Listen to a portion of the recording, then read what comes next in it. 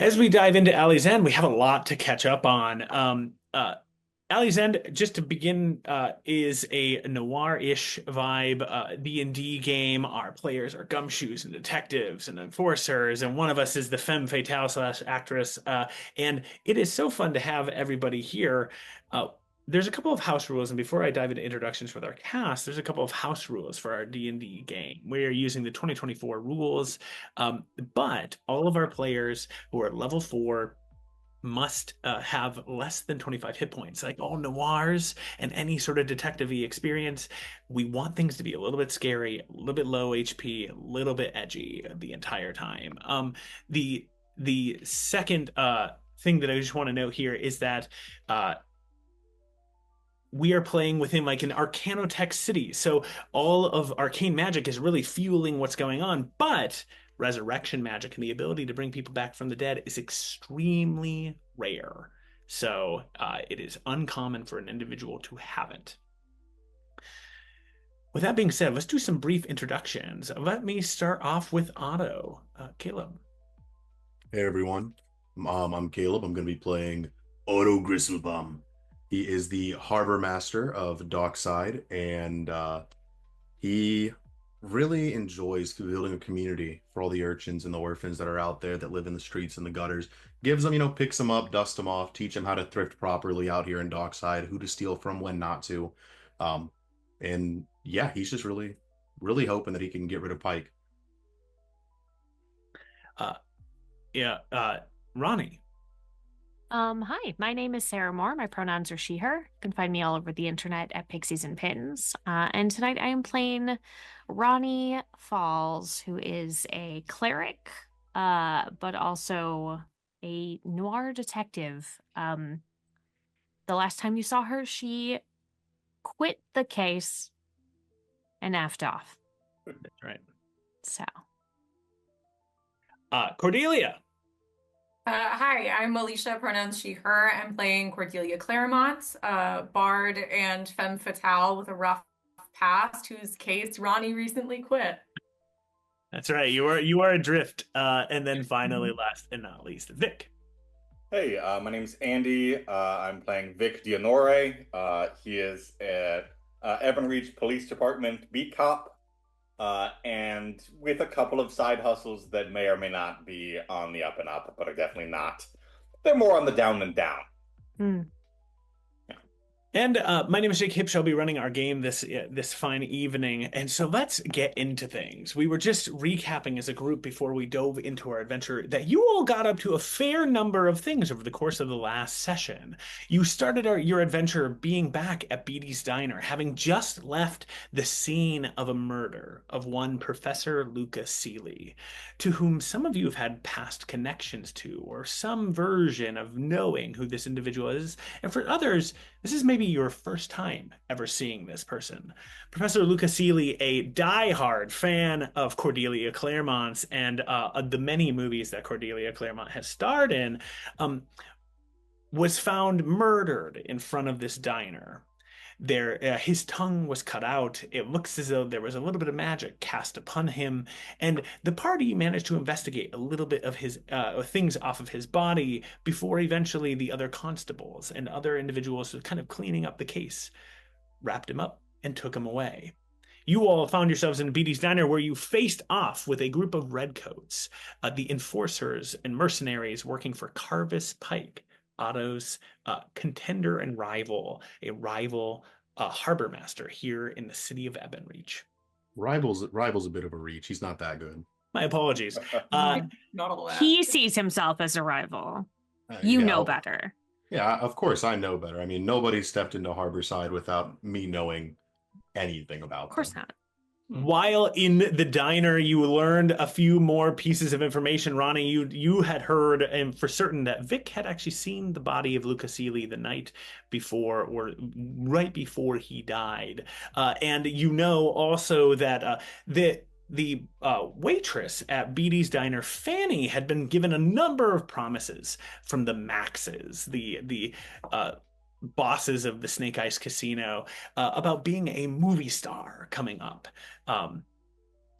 While being in the diner, you also kind of started putting together a couple of pieces that the tongue being removed from Luca Sealy is likely or could be possibly due to the fact that somebody doesn't want Luca to be talking, whether that be during life or after death, if somebody has a speak with dead spell. Uh, that being said, as we came into the last adventure, a group of redcoats came into the diner, and in the midst of a scuffle, Ronnie, you were directed. You, Sarah, were unfortunately unable to join us. You were directed to take Fanny and leave while the Yeah, rest of our party poor duked dumb it. Fanny. Yeah, yeah. While the rest of our party duked it out with the redcoats. After a quick and ruthless scuffle, you managed to very quickly defeat the Redcoats using some clever spell work from you, Cordelia, a couple of just brutish tactics from you, Otto, and you, Vic. You defeated all the Redcoats and started questioning them. You learned a few bits of key information. You learned that the professor, according to one of the Redcoats, got what was coming to him, and that somebody high up, as according to the Redcoats, was unhappy about his unwillingness to share what he knew. You also learned that Carvis Pike, is going to be in a meeting in Ashbourne Park next to the Ship in the Bottle tomorrow midday. You then sort of gathered your wits, traveled to Vic's apartment, but not before one of the Redcoats, this little kid named Crabapple, who Vic was wrestling with to try to subdue, managed to pickpocket Vic's key. Vic, having to get into his apartment and then break into his own safe with the help of Otto and Cordelia, extracted a bag full of paper, something that seemed to be fairly important to Vic. And without looking inside of it, Vic, Otto, and Cordelia traveled over to Snake Eyes Casino, where they delivered the bag, met with Maxine, one of the two Maxes, and spoke with Cordelia's friend, Gertie, a singer, a lounge singer there at Snake Eyes Casino. While there, Otto made friends with Dolores. I believe it was Dolores, who is one of the individuals playing blackjack at the table.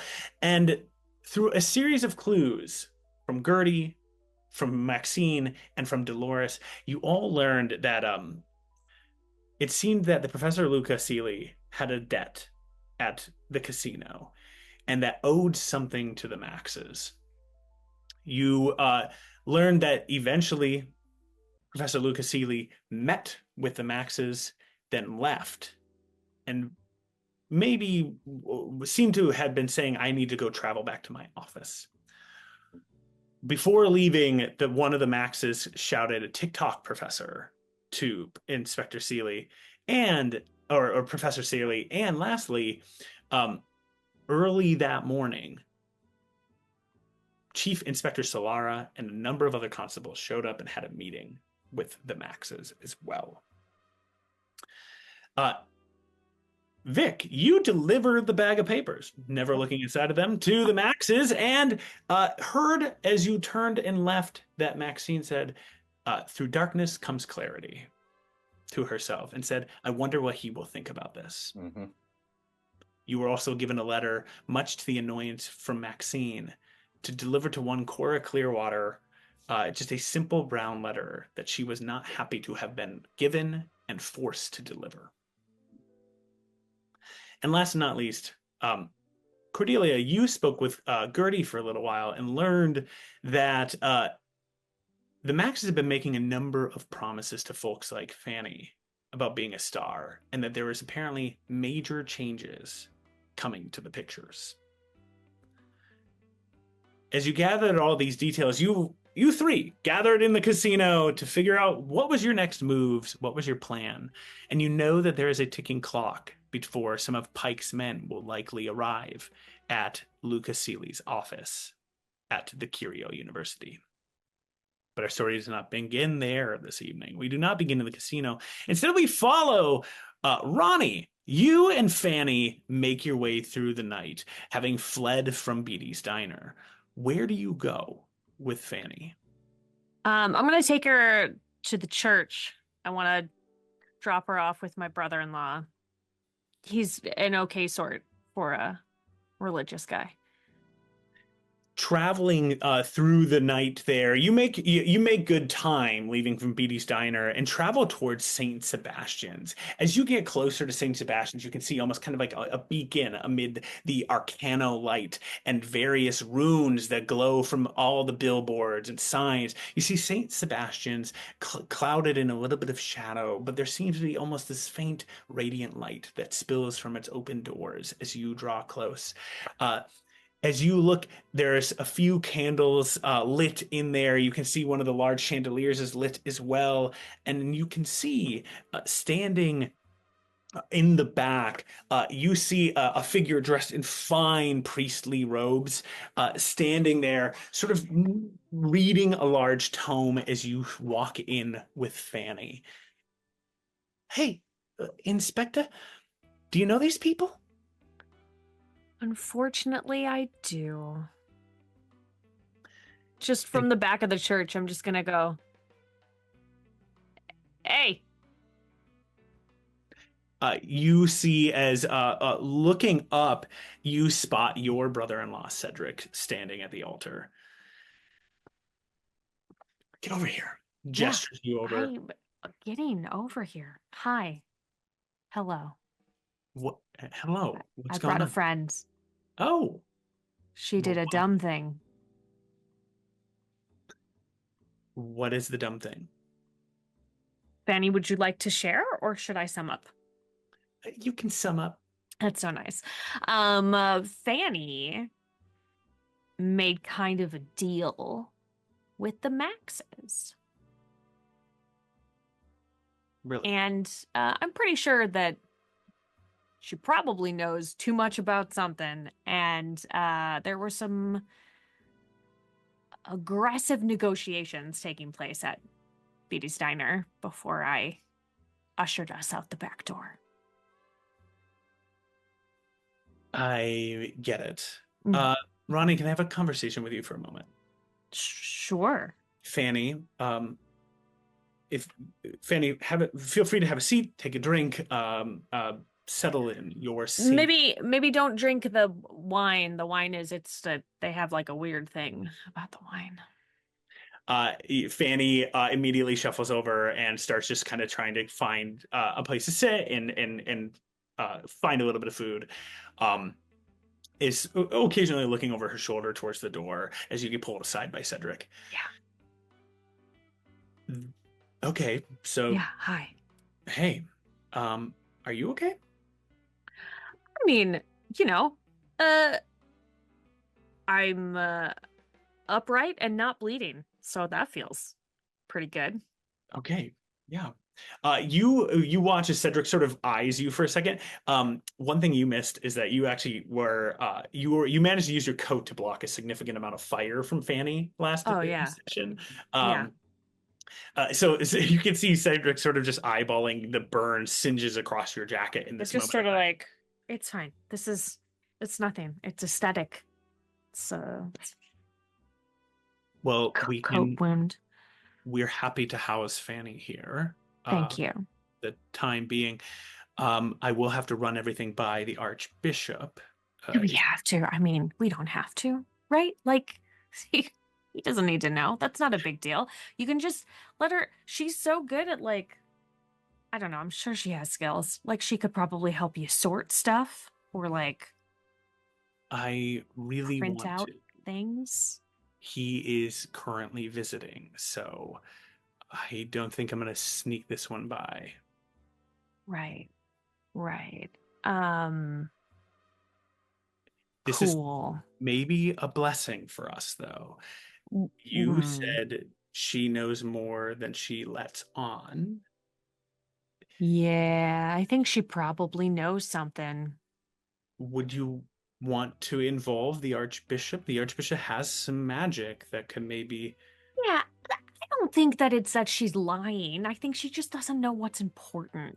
There is a brand of people, and I say this with the most love, but it's a simple folk, right? Fanny doesn't know what she knows. She's not purposely hiding anything from us. In fact, I think she's probably been a little too open with literally everyone that she has met along the way.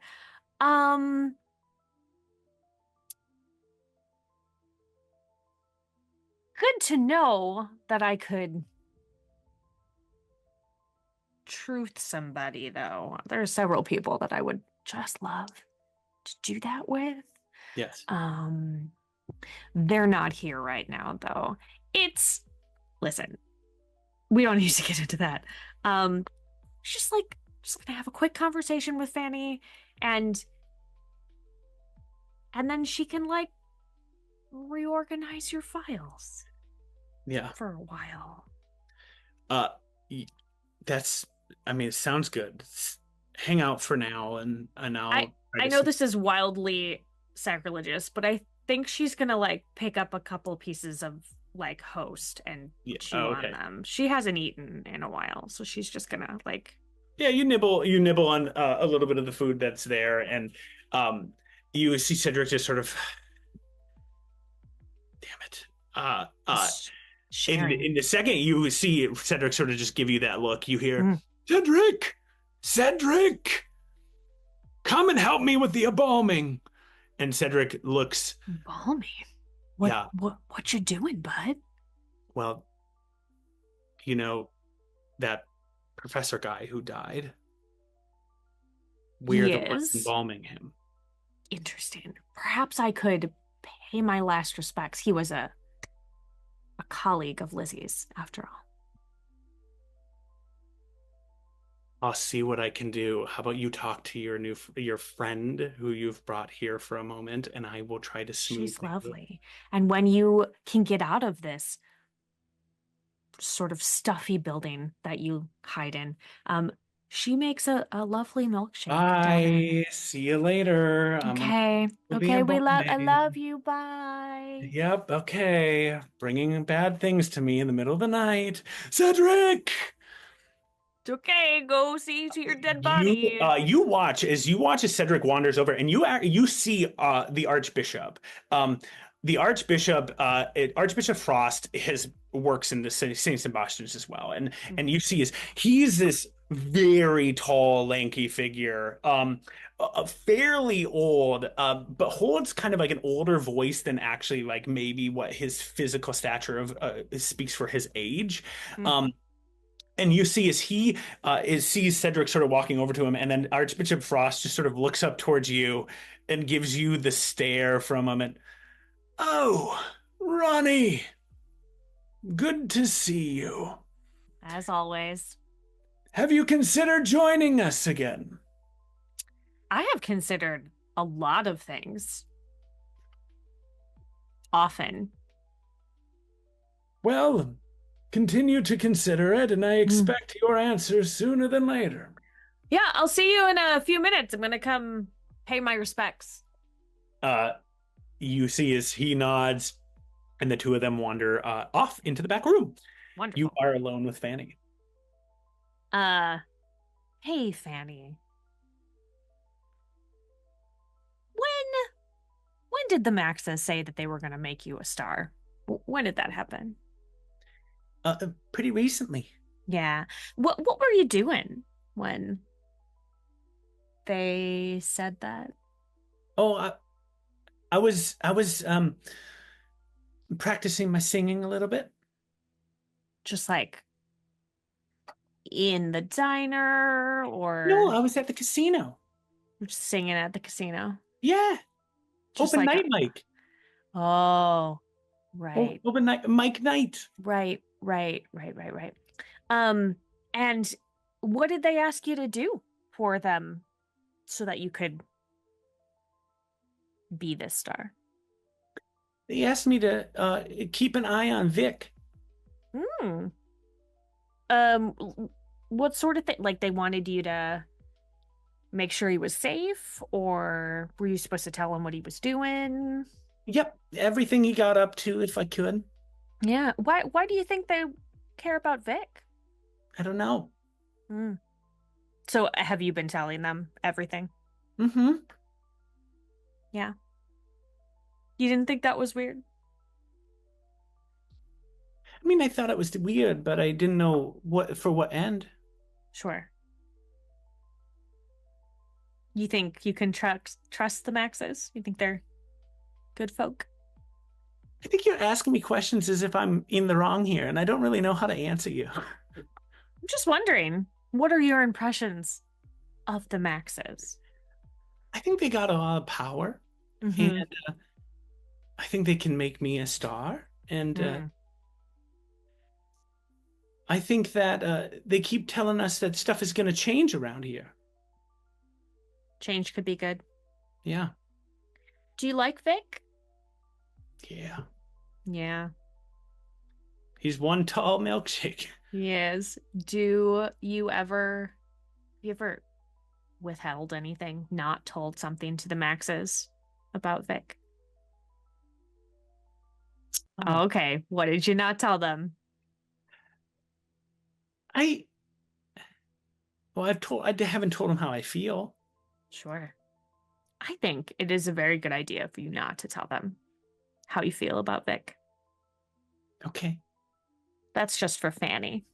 Just keep that right in there. Okay. Yeah. I'm gonna go look at a dead body. Do you want to come with, or you gonna stay here? I'll stay here. Cool. I will say that I hear stuff from the Maxes all the time too. They And talk back? They tell you No, stuff, or you just they overhear forget it? that I'm there, and then I just listen in. Look at you. It's very clever. And they were talking about stuff, some boxes that they were moving. Boxes? Mm-hmm. Have they already been moved? Most of them, I think. Do you know what's in them? I don't know what's in them, but I know they kept talking about something called the Hydra. That sounds very friendly. Cool. All right. The Hydra. Great. I bet that's something that we should probably all stay away from. That's my guess. Do you know where it's going? I think maybe near the university. Okay. Do you think our friend the professor had anything to do with this Hydra? I feel like that's your problem and not mine. That's fair. But if I were to be, you know what? I'm going to come and look at the body with you. I like Sure. this idea of being an inspector with you. Yeah, come on over. Be great. Also,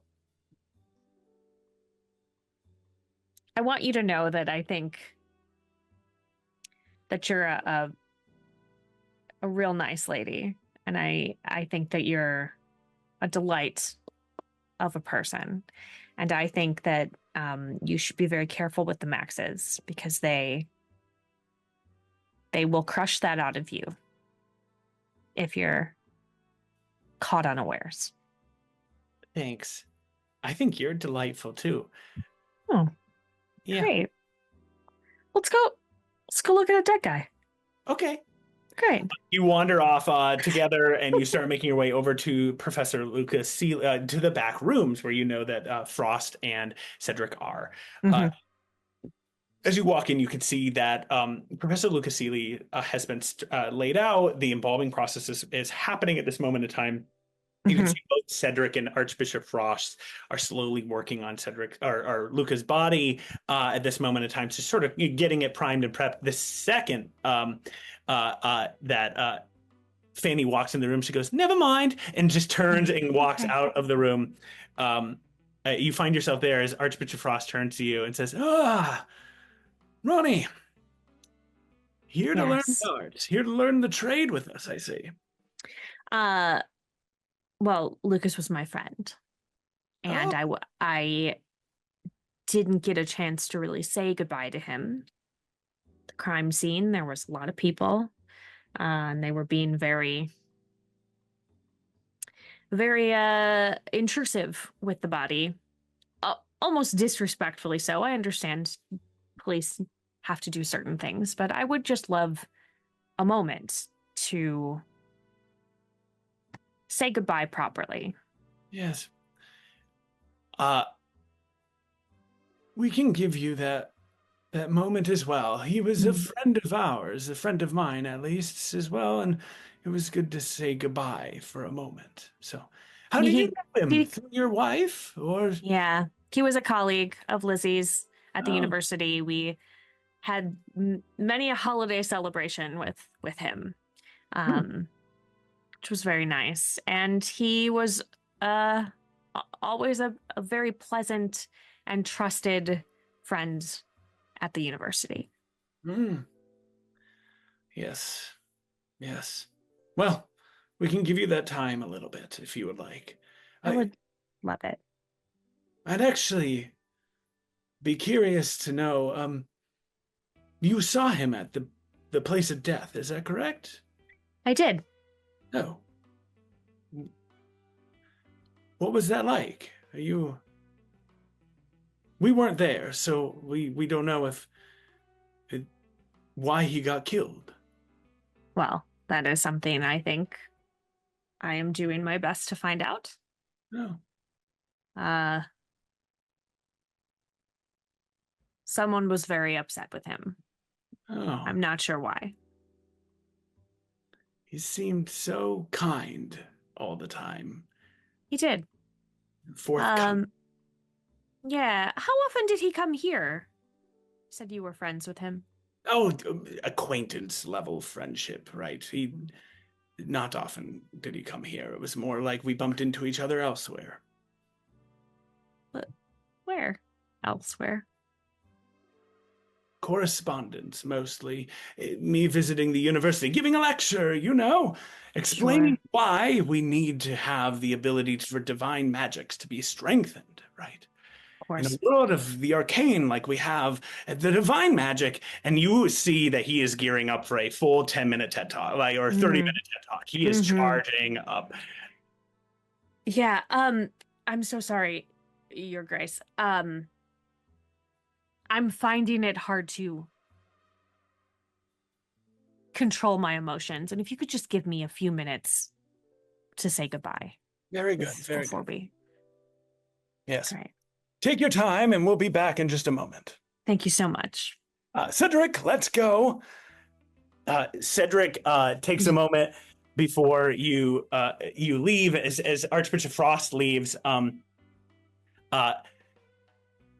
Cedric steps out and kind of looks at you and is just like, okay, I'll buy you just a little bit of time. Yeah. Give him a wink as he exits. Walks out. Are you drinking our wine? Sorry. Yeah. That's gonna take a while. Go down. Yep. Excellent. I do just want to do one more, like a deeper investigation of the body and of his personal effects and everything. Sure. Yeah. Right. Yeah. Go ahead and make an investigation check. Let me know kind of what you're looking for. I really think that I'm just looking for something that's out of place. Like I feel like I have a very distinct impression of him, of how he was at the university, and I know that there were some things that we found on the body at the crime scene, but like it was rather rushed, and so I just want to make sure that I didn't miss anything. Yeah, go ahead and make that investigation check. Okay. 21. Ooh, all right, nice. A 21. As you're looking here, right, again, you take stock of the fact that they're even still to this point, he has like a scarring around his right ear, where, and you can see sitting on the table nearby him is what looks to be like this broken earring. Doing a further inspection, you can see that it looks as though, he was killed probably just from some being not through magic, right? So he was killed through more just like melee and physical attacking at that in methods like that, and through a gunshot of some kind. Yeah, as you continue to look as well, you can tell that he still has traces of magic on him at this Okay. point. Yep. And how long has it been? Oh, that is a really good question. I think it's been now like it's a couple hours, if I'm not mistaken. Let me just double check that. Yeah. Um, yeah, he has traces of magic on him. You think it's been no, like about an hour and a half or so Okay. since the scene. Yeah. Uh, is there a way that I can attempt to like with the maybe an Arcana check, sort of narrow in on what that Yeah, of magic? course. Yeah, of All course. right. Woohoo! I got a 19 plus 7. 19 plus 7? 26. Oh my God. Okay. I'm really good at like 3 things. Superb. This is what You can tell that just sort of like inspecting it. I'm not going to give you more than just simply its school at this point. Okay. Unless you have this spell detect magic or some capacity to like go deeper. Even with a 27, you can tell that there are two spells, both necromantic on Well, that's not great. on Sealy. Okie dokie. Yep. Mhm. If you want, you can make you can just I'll pause there for a second in case you have anything else you want to ask. Yeah, I mean I have identify, but that's on stuff versus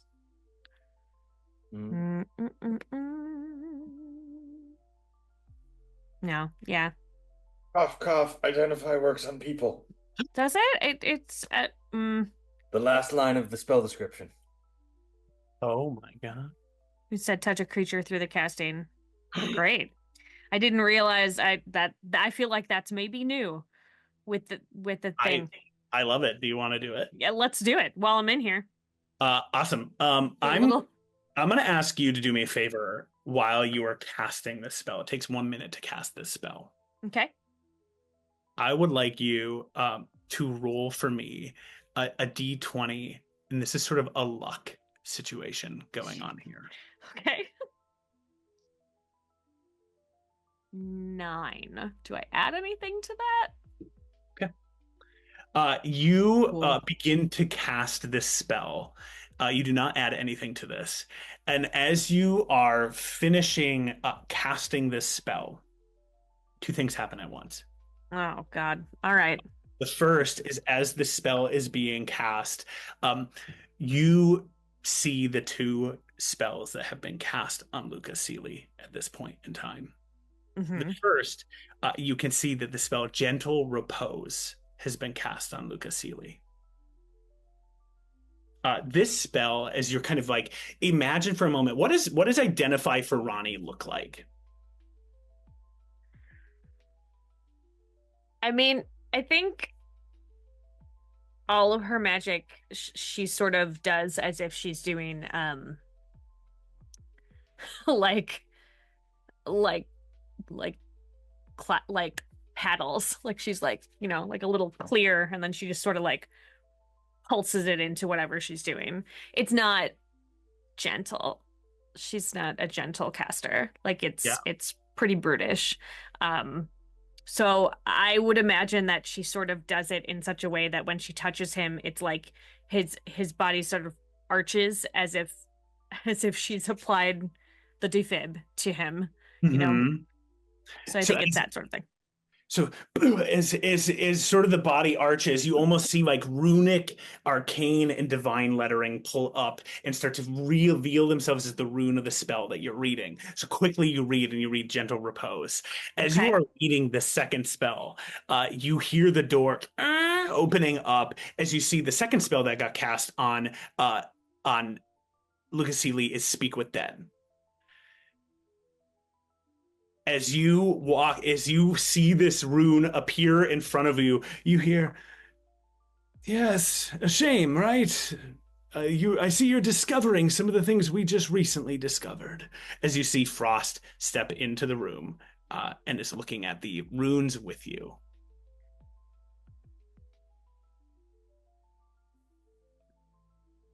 When was the tongue cut out? Your Grace. Could you tell? Our report says just shortly after likely time of death. So, somebody killed him, brought him back to chat, and then cut out his tongue? Potentially.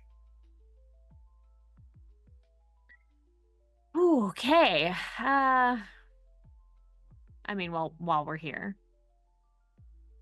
is there anything else you would like to share that you think might help me figure out who did this?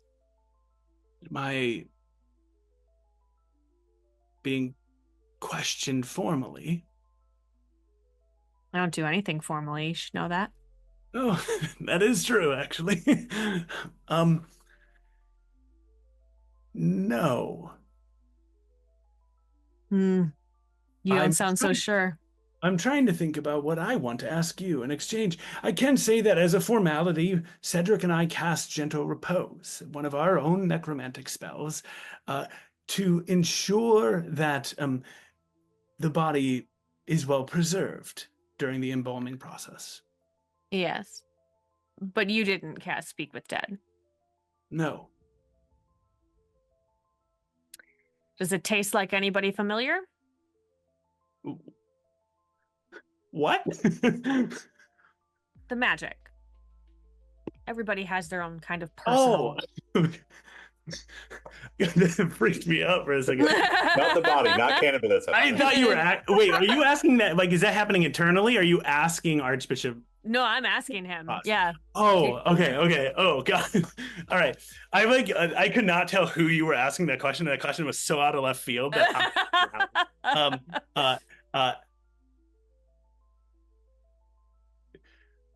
I don't think about it necessarily that way, but bland. I mean, what I'd say is it tasted extremely bland.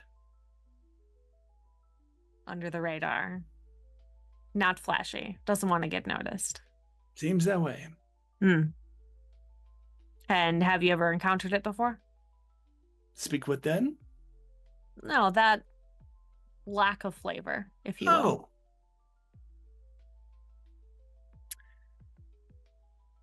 I think I've lived long enough that I most likely have encountered that before.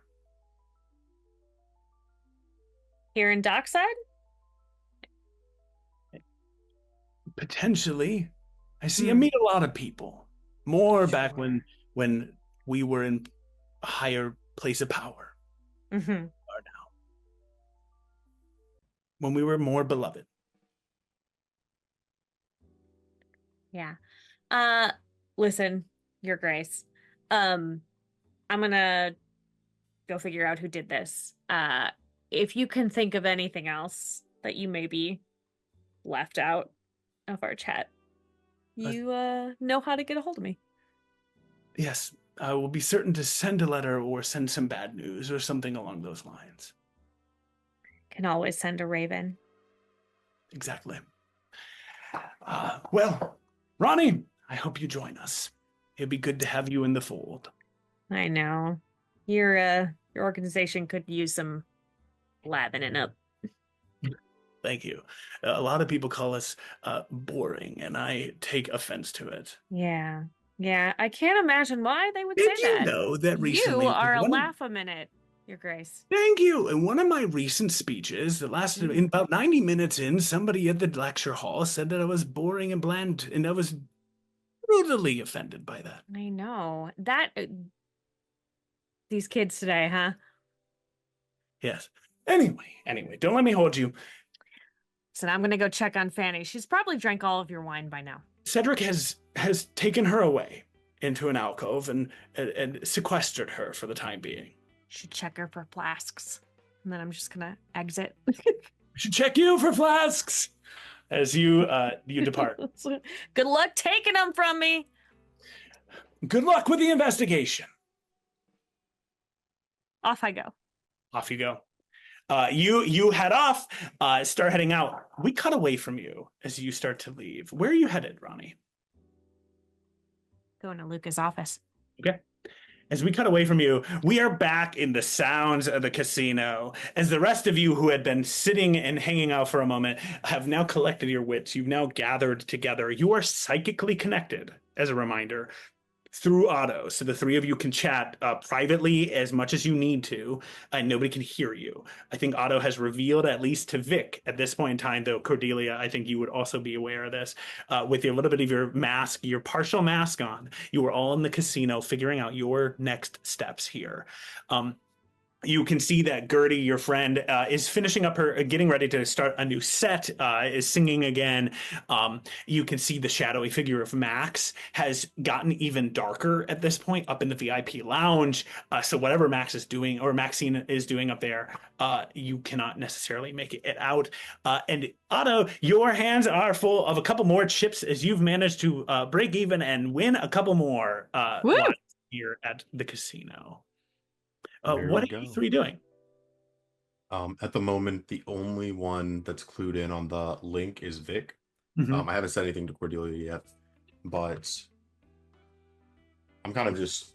I thought we had all talked about heading to Luca Seeley's office next. Vic had mentioned that at some point in the future, he needs to make a delivery to Cora Clearwater. And I believe he said that out loud with the hearing of Cordelia. I think the last thing you said was just so good. Do you know Cora Clearwater? I do also have a question for Jake. In this time, have we had what one might consider a short rest? Ooh. Yes, I think yes, he would have a short rest. I just, I'm still recovering from the burns earlier, so I think I'm just gonna fix that up a little bit. As you say those words aloud, Cordelia, you've heard as Vic says that we need to make a delivery to Cora Clearwater. Cordelia, what happens there? Do you have a reaction? Yeah. When Vic is saying this, I think you tucked the letter into your jacket, right? So we can't see it or anything like that, right? Yeah, he's got it just tucked away. Okay. So he just said he has to make a delivery. Yeah, I think I'm going to bristle a little bit, try to play it off, and just say, Cora Clearwater, why do you ask? Oh yeah, I got a delivery I gotta make. I think I can do it tomorrow. I might be able to get push that a little bit, but I mean tonight or tomorrow I should probably drop it off. You were talking with Maxine up there, weren't you? I mean, yeah, I guess it was. And is that who wants to deliver something to her? Look, I mean, I know we're already kind of mixed up in some messy stuff. I don't think you want to get mixed up with the Maxes. Whoever this Cora girl is, she's in a lot of trouble, probably. So I don't think you want to get anywhere near this. Mm-hmm. You know how I know the singer here, Gertie. I know Cora too. Out of town. Are you referring to the Clearwaters? It's almost like a small town. It's crazy. Yeah, it is showbiz. It's a small business. That's what everybody says. I could deliver it to her if you'd like. Take a thing off your plate. I should probably do it personally. I don't want to get you kind of in the middle of this. Though, if you know where she lives, I could, I could just swing by, drop it off. We could make. I'm fairly certain that I remember the Clearwaters working. I've worked around the ships occasionally. I know of the Clearwaters, so. Mm-hmm. Yeah, maybe we pay a visit to her family tomorrow. Just ask where they, if they know a Cora, check that in. Mm-hmm. Mm-hmm. Yeah. Yes. We'll think more on that because you're right. We have so many things to do. And if I could take something off your plate, I absolutely would. I'm already on one kill list, Vic. What's another? I mean, that is a good point. You don't want to be on 2 kill lists. I don't think that's, ideal. When you're dealing with the M&M duo, you really got to understand if they have your name, chances are you're on a list. Yeah. And if you're on a list, you're probably going to end up at the bottom of the harbor. Mm-hmm. That's true. Yeah, I've made a few deliveries for these people. It's never, a person in kind of good standing that I have to make these kind of deliveries to. Well, I don't think she's necessarily in bad standing. Yes. You know, personally, I don't really think she has a standing at all. I know her parents. Well, I know the Clear Waters, the husband and the wife. I haven't seen them in a while, but I don't believe their names are Cora. If there happens to be one, then she doesn't stand out or really do much, it would seem. Probably a bit of a nobody. Mm-hmm. Mm-hmm. Just another shadow in Darkseid's alleys.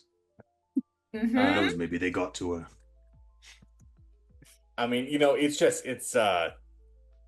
Maxine seemed a little upset when I was handed this. I don't, it's like she was kind of upset about having to do this kind of thing, and I've seen her do some terrible things with a smile on her face. So if she's upset about this, it's probably not a great sign, you know.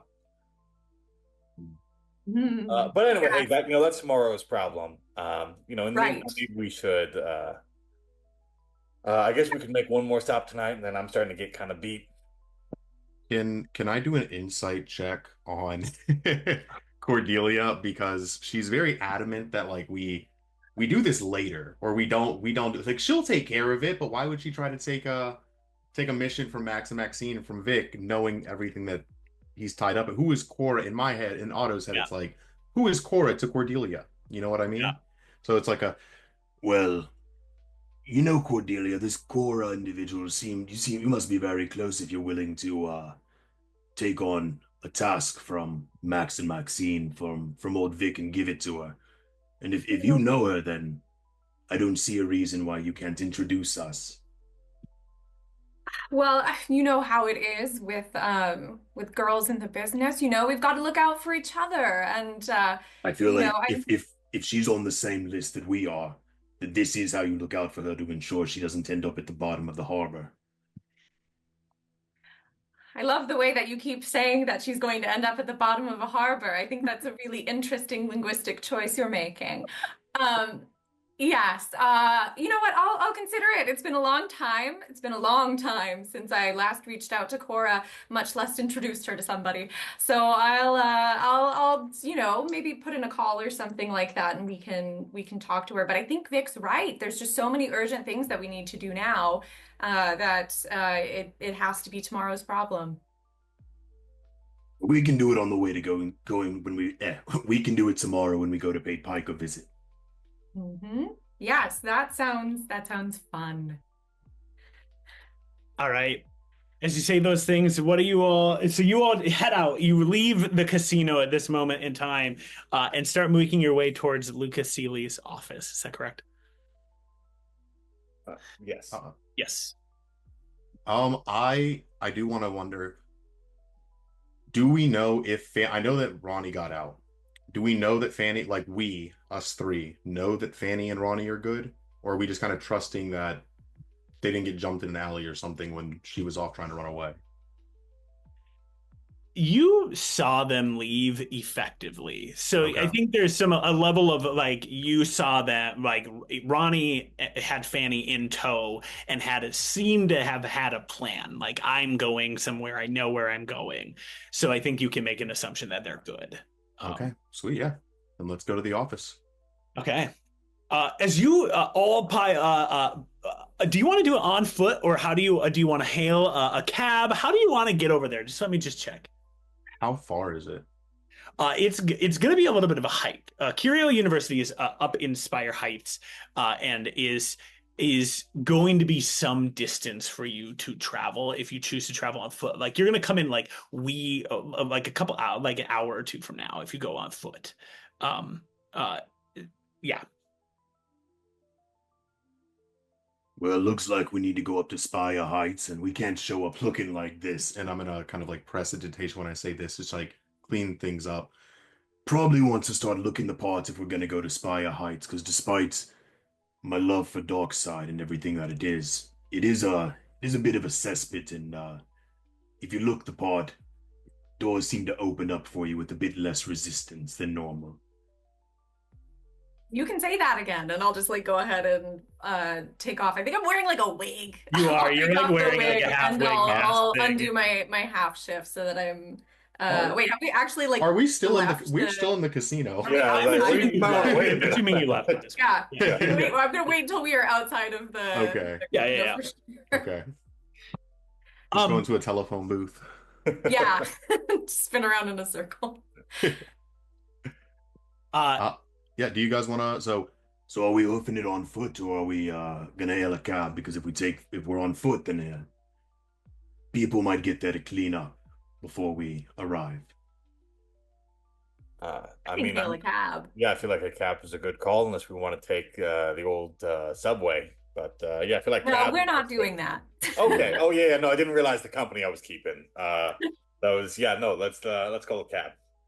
Right. you take a minute, right? You give a call, a cab comes rolling up, you jump into it, you start driving over it, right? As you all get to Curio University, you arrive. Curio University, it is again, it's getting on later and later. It kind of like wee hours in the morning as you arrive. Things are dark. You can see that the normal rain that always pours down on Everreach has switched into its ash, which happens kind of as we get into earlier in the morning as the factories start to take their toll upon the sky as more work and the morning shift starts to kind of roll in here. As you arrive to Curio University, you all step out and you can see that ahead of you you see like this high garden wall. You know that Curio University in the heart of the city maintains its own very nice garden estate with a quad for its students to wander around in. You can see this really nice garden wall surrounding it, and iron wrought gates sort of to the entrance of the university itself, and then inside you can make out what looks to be like just the towering building and spire-like structure that makes up the university itself. As you stride forward, how do you want to get in? Are there front doors? There are two gates there, and you can see what looks to be like a guard office that just sort of sits waiting. And you can see a guard sitting in there. The guard seems to be like half asleep, just sort of lounging in his chair. Okay. I want to turn to Vic and Cordelia. All right, so are we just going to get in here via regular means? Does anyone have a student ID that they can just flash the guard and we walk in? Or maybe this is something that Vic can walk up and flash his badge and say we're here on official constable business. Oh, Do we want people to know that we're here? I feel like if I flash the badge, there's might be some questions getting asked about, hey, why are we here? There was just a murder of one Luca Seeley. I don't see why the constables wouldn't be interested in investigating that. That's true, but if they've already been here, that might raise some flags. Yeah, I have an idea. Oh, sure, yeah. All right.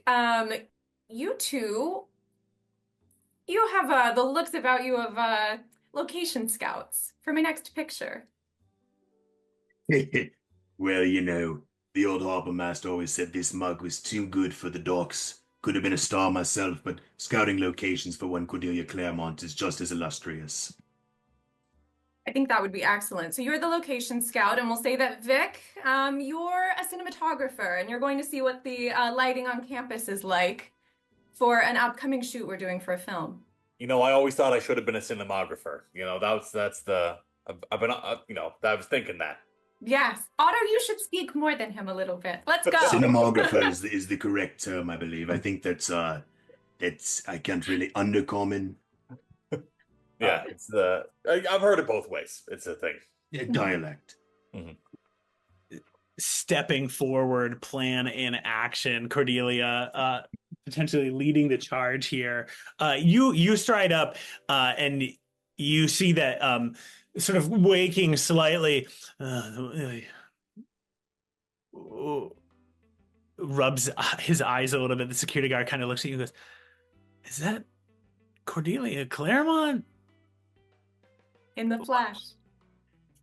What are you doing here? Well, I know it's an unusual hour for this, but you know how I'm in the pictures. Of course. Well, surely you've heard that we're planning on an upcoming film that's set at the university. I'm going to play a college professor. A college professor, Cordelia Claremont, a college professor. Yes, one who's got a dark, turbulent past. Oh, what's the name of the film? It's called Study Session.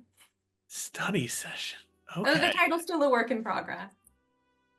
Oh, do you have an appointment?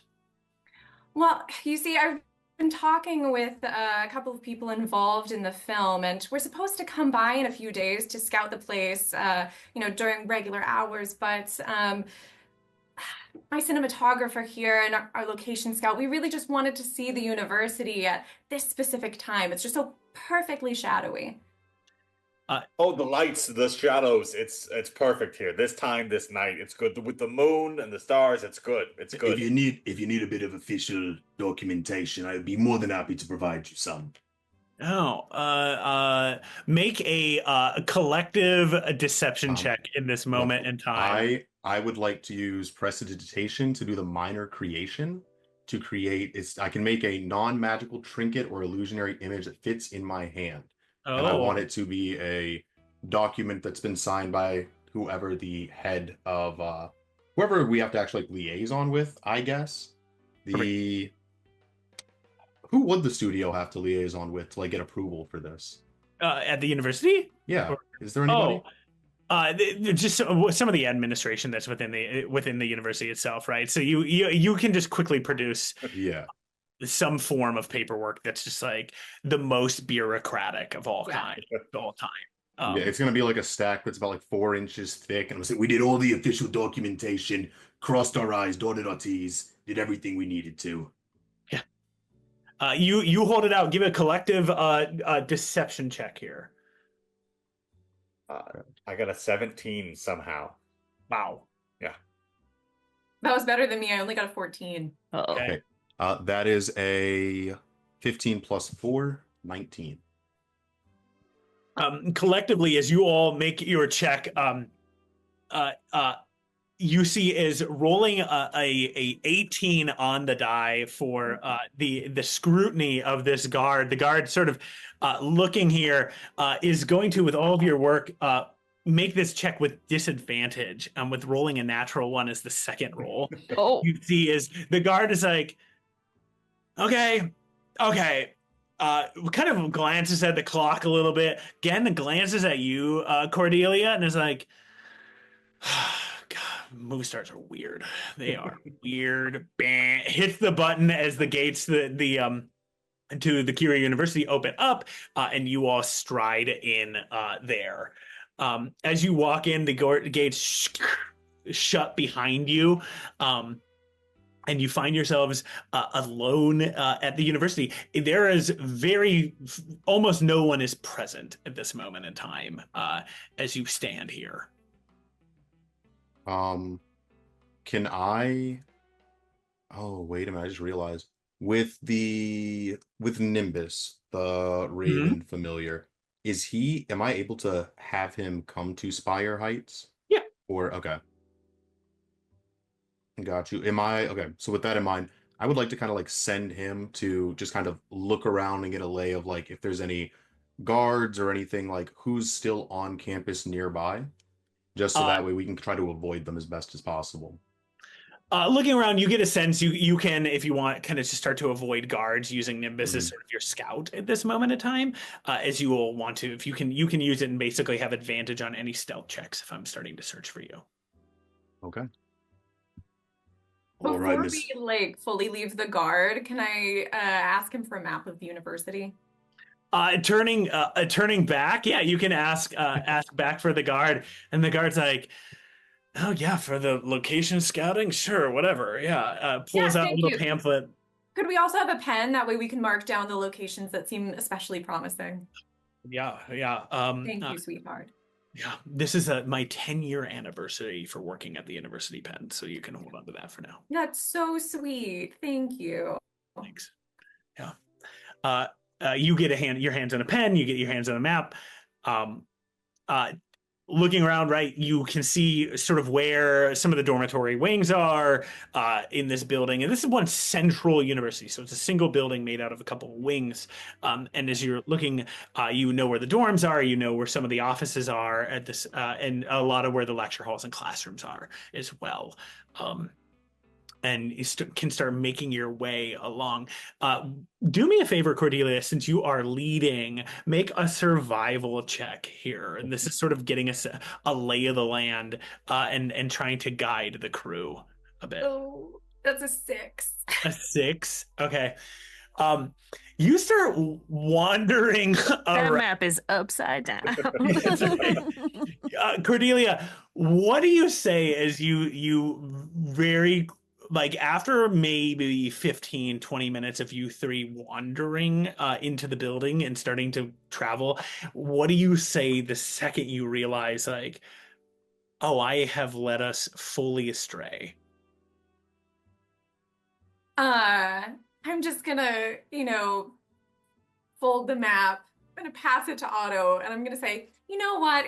It's been a really long day. It's been a really long day, and I think that you know, I completely understand. As you go to hand him, he takes it and turns it right side up. He's like, "It's been a very long day. yeah, I murdered Let the him today. location specialist handle this." And I'm gonna look at the map, and then I'm just gonna, in my head, I'm gonna go, Nimbus, where are we going?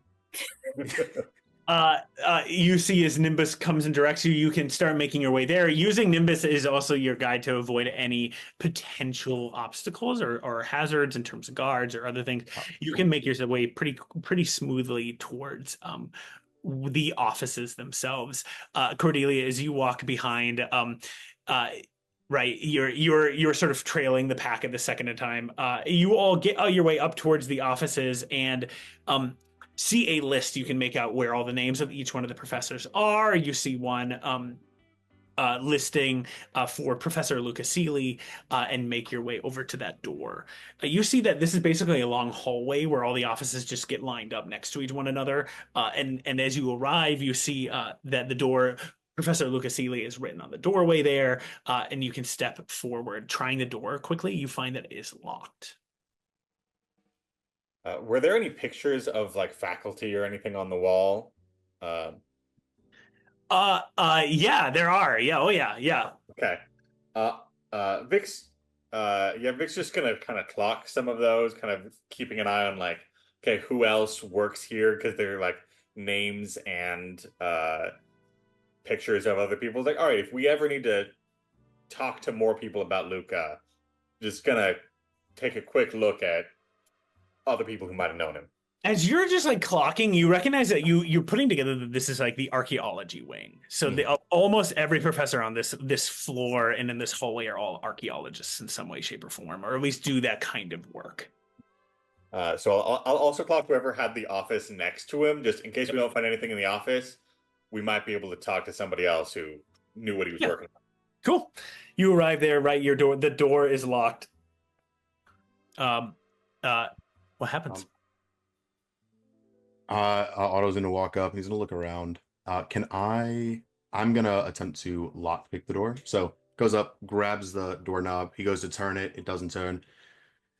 People around here, they really enjoy their locked doors. Don't really have much trust in their fellow man, it seems. And they'd be right to do that, but luckily for you guys, I got my degree in dockside. And I'm gonna pick the locks. Okay, perfect. Attempt to pick the locks. That is an 11 plus. Is it proficiency bonus? No, proficiency index, right? Yep. Plus 6, so 17. 17. The lock immediately picks and is opened. The door creaks open slightly. Who wants to lead their way in? Vic will go in. That's oh, thanks, Otto. Confidently. Good. And just gonna push the door open. As you stride in, Vic, you see as it is a entirely dark room in here. you can sense that there's just no lighting, but you have this feeling, Vic, as somebody who has been just on the beat for a long time, that something is amiss in this room, that something is present here for a moment. And then a second later, you hear the rustle and the shake of someone else in this room, moving and shifting as you stride in. The other two of you start to hear this as well.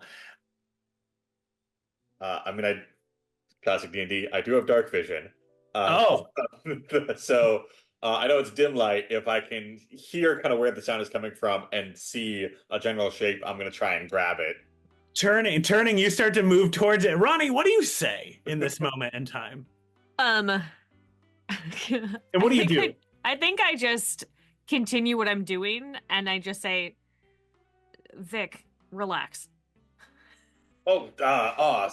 Sorry, Ronnie. I didn't It's fine. Uh, It's fine. didn't expect to see you here. Thought it might have been somebody more nefarious. You were just gonna tackle a woman in the dark, Vic? Well, I was going to tackle a shape in the dark. I didn't know. I don't discriminate based on gender on who I tackle in the dark. That's Sure. me. That's a me thing. It wouldn't be Yeah, the first sure. time he's done it. Won't be the last. That's fair. Doesn't look good no matter what the reasoning is, but he keeps Correct. doing it. As you all stand there, you can light some torches or some candles and some runes in this room, giving yourself a little bit of light. You were working very like low light at that point, Ronnie. At that Yeah, I also have dark vision. Yeah. Like I was just Yeah. I would. and you stride. You all gather in together. You find yourselves together at this moment in time as you start to look around Seely's room. And as you all gather together, we are going to jump to just a brief break for a second. So we'll be back very shortly. All right, welcome back. As we come back in, we find you all having gathered in Lucas Seely's office. You can see as you take a stock of this office, now lights flaring in the room. This is a fairly chaotic looking office. Papers are strewn up everywhere of odd looking drawings. You can see is what looks to be like twine and red ribbon are pulled between various papers that are strung up on the walls there. You can see written, scrawled in what seems to be some old looking script. Remind me, who here can read Dwarvish? Mr. Otto. no. You can see scrawled in Dwarvish script as you look up here, translating for you. You can read the words, a design from the ancients, right? Like written out there. You think that it kind of looking, it looks as though Lucas Seely maybe wrote this himself. As you're looking around all these papers, you see how chaotic it is. There are papers piled on the desk. You can see what looks to be like a painting of what appears to be like an ancient looking dwarf, dressed up in fine robes with bespectacled and smoking a pipe, sort of staring down at all of you. And as you're getting a stock of this room, you've all now gathered together. What are you doing? Well, investigating's never really been my strong suit. I typically get paid a visit by the unkindness, but what I am good at is keeping watch. So, in my humble opinion, I think it's best if you guys lead the investigation. I just make sure that Vic here doesn't end up with a knife in his back or the like. That's appreciated.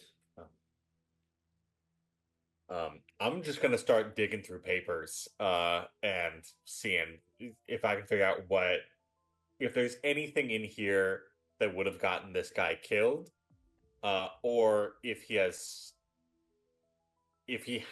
a something hidden. Actually, I think the first thing I'm looking for is any like a hidden safe, a hidden tucked away thing, a secret drawer or something.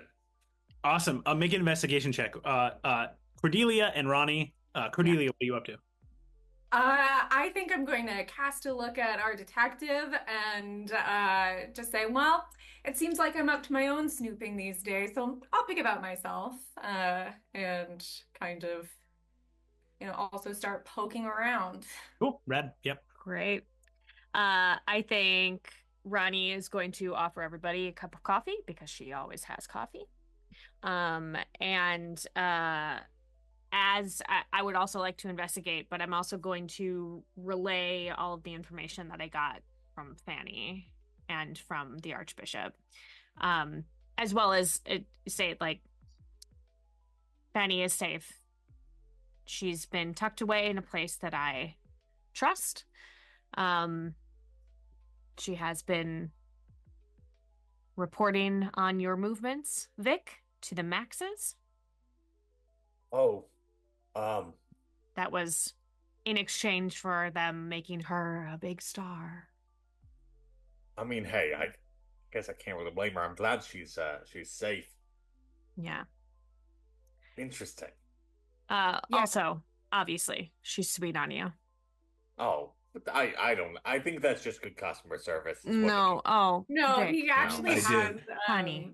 Take No. a look at your receipt. I'm fairly certain you got the friends and family discount. Actually, I haven't paid in a while. Yeah. Oh, Yeah. And you thank you might for the be onto coffee. something there. Well, I mean, hey, that's she's got to do what you got to do in Dockside.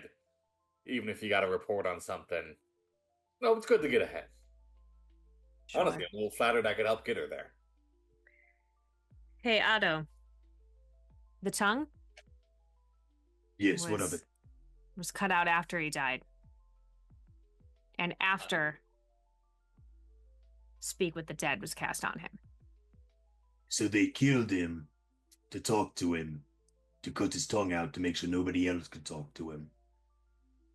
Seems to be. Enlighten me, if you will. I'm not the most educated in matters of the arcane, the mystical, but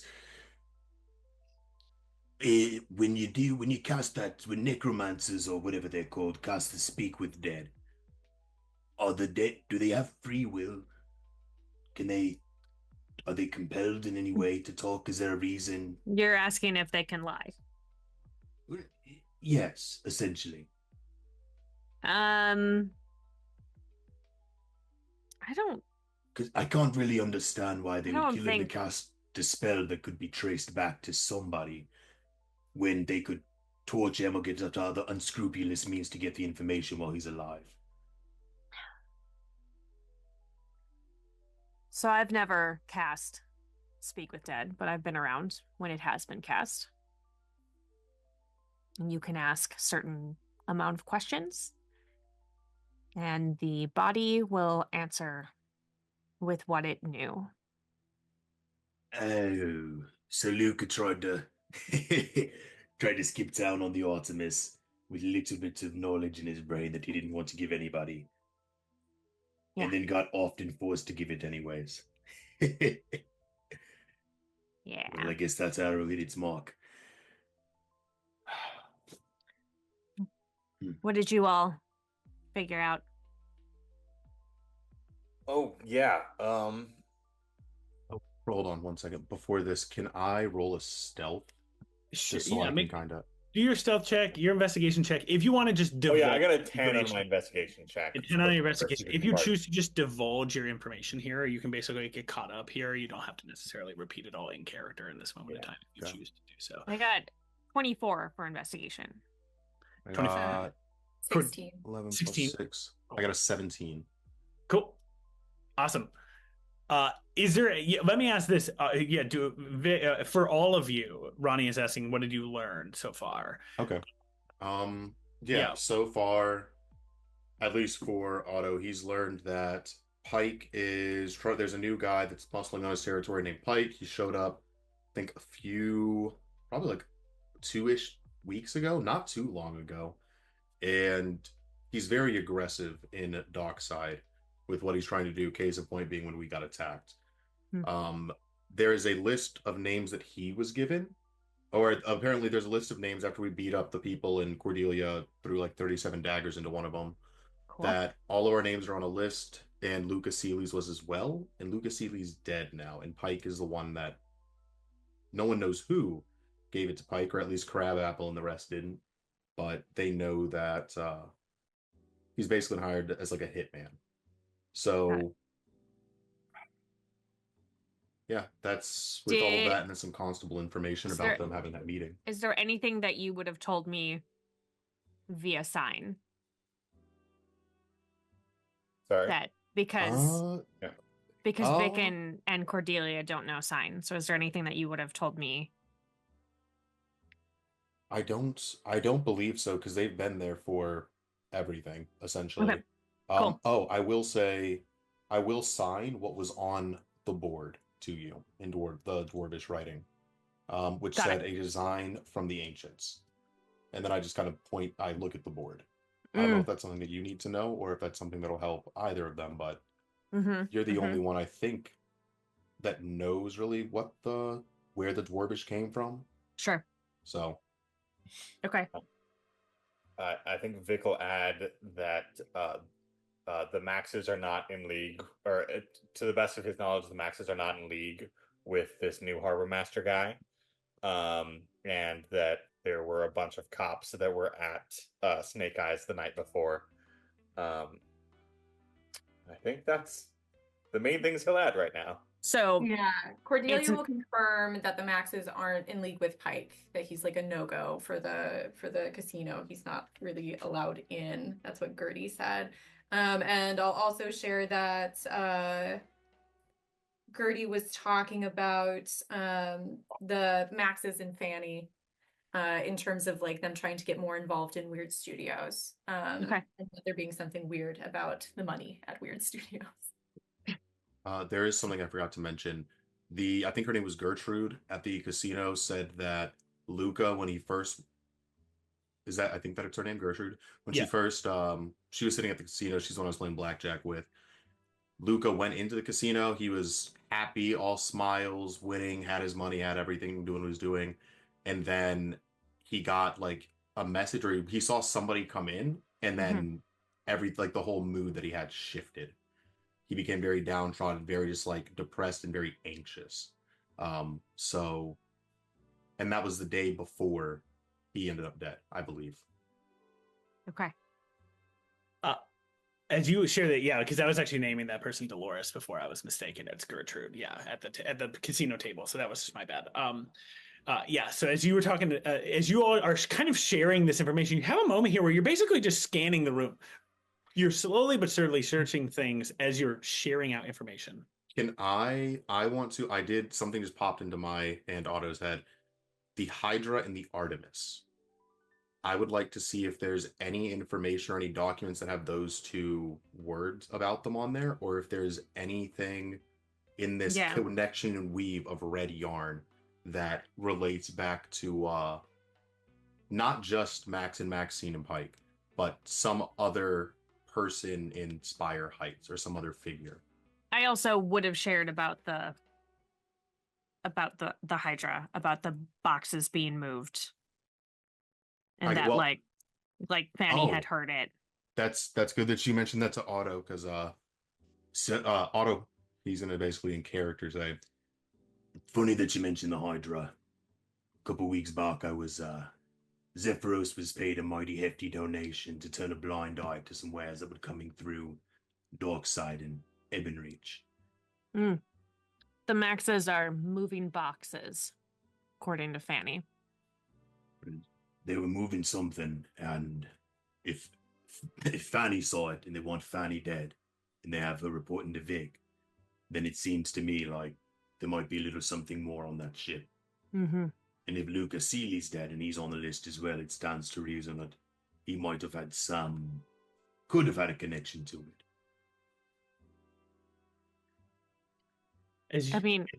Go ahead.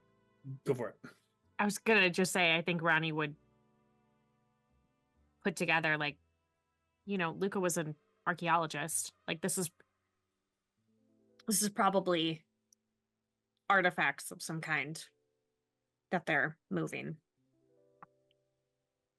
As you say, as you're putting this together, you are surveying these documents for a variety of different information, looking at the things. I need with your investigation check, Vic, I'm starting with you.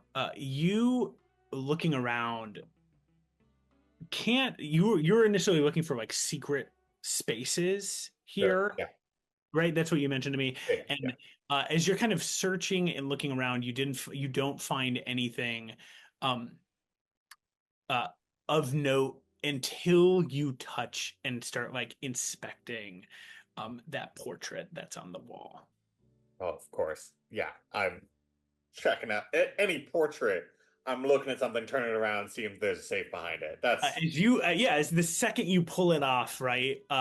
You see as you pull it off that the portrait says, "Put me down, put me down." Oh, I will put the portrait back. You put the portrait back, and then the portrait sort of turns, shifting and looking at you, and says, "Password."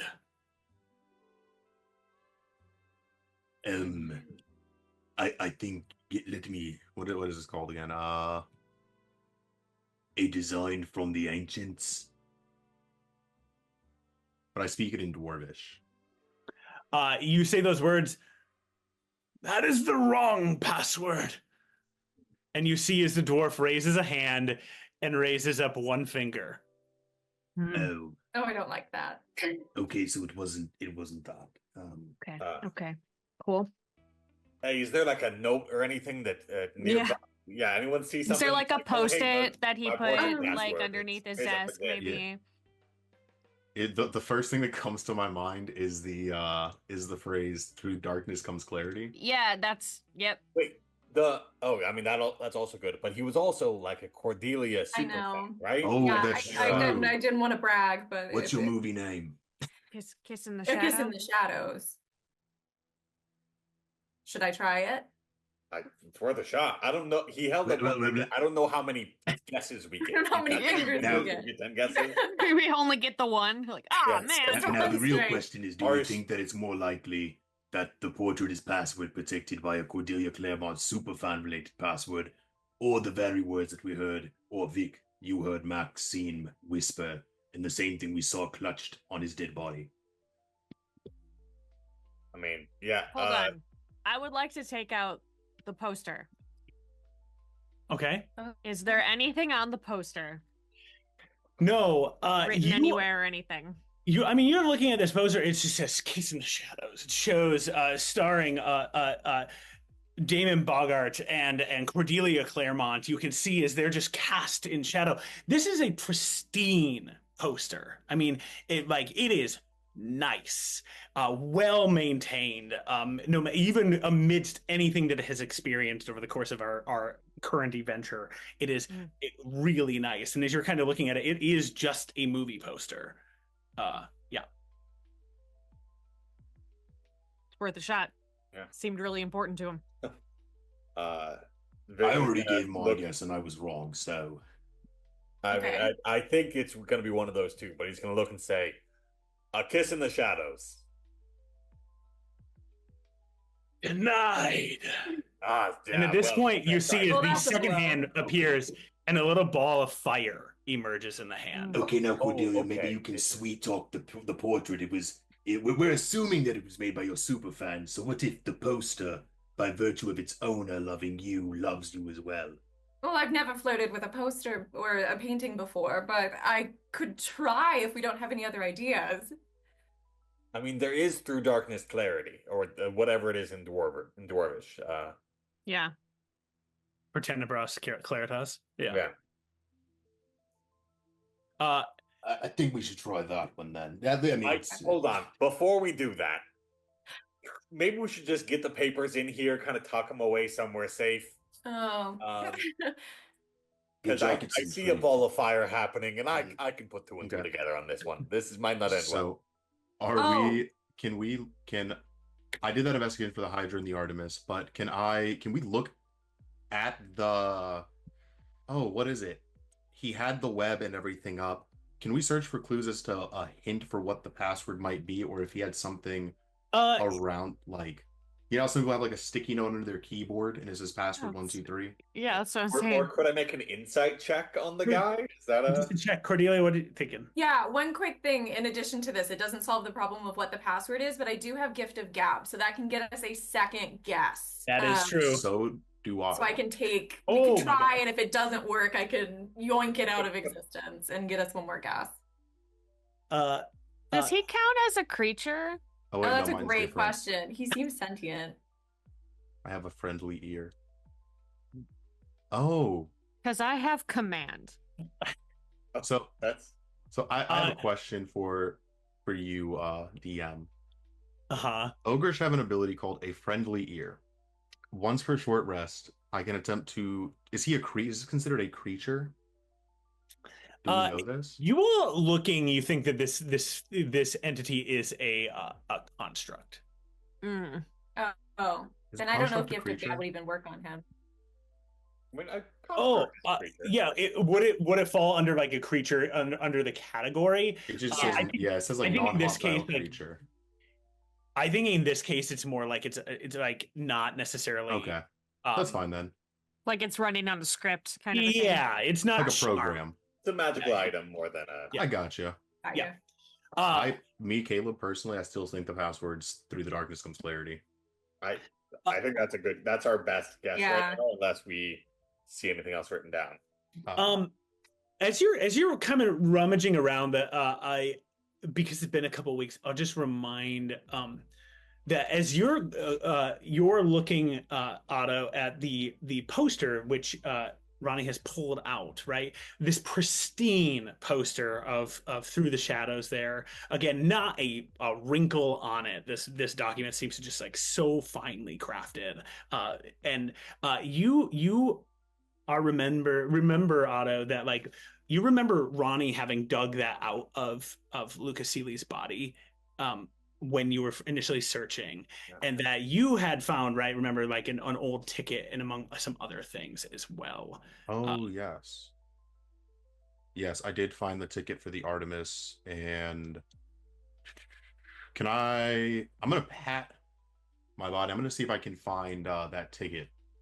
What Yeah, about what I took out of you the dig jacket? around, you find both the ticket to the Artemis and you find the little scrap of paper that you found as well.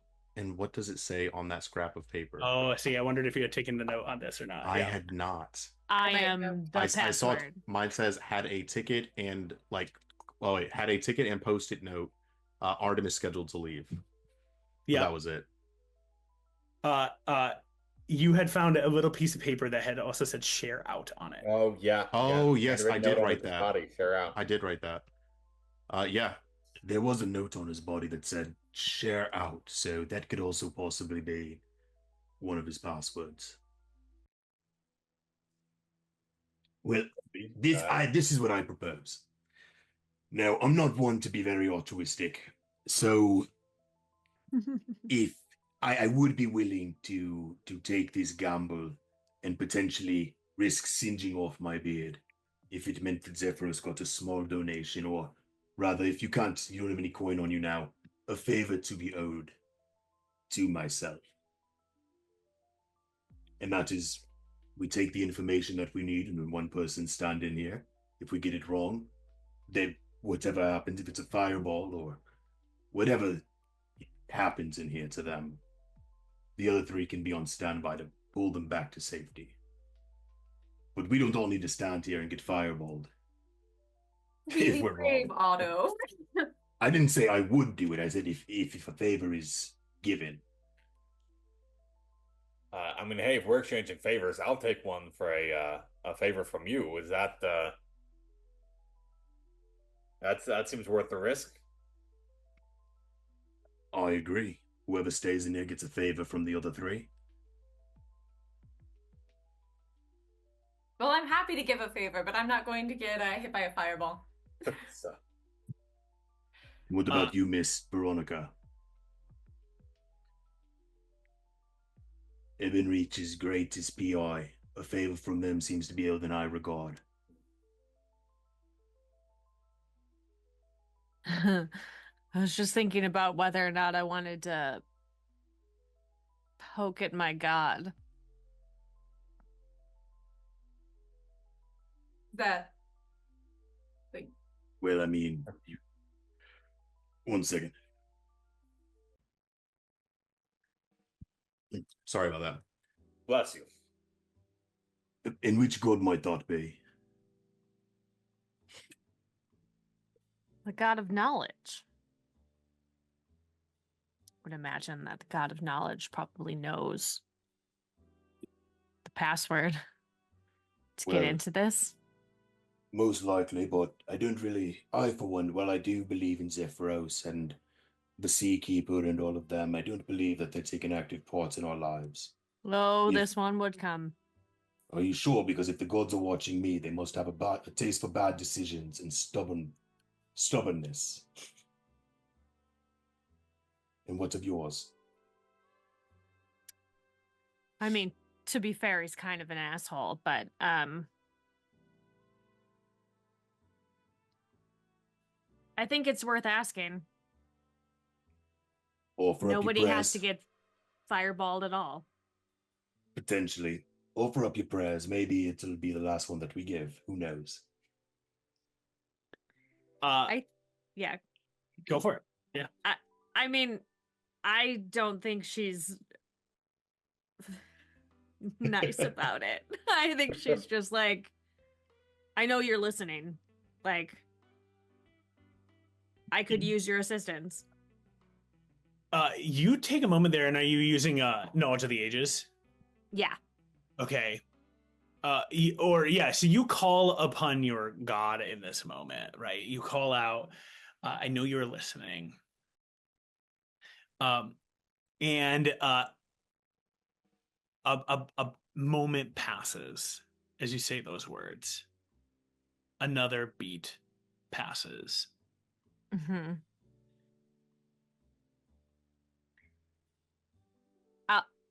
I'm gonna be a little cheeky and say, leaving me hanging again? As you say those words, what goes through Ronnie's head in this moment? It's been a while since you've done this. Yeah. What is Ronnie thinking about?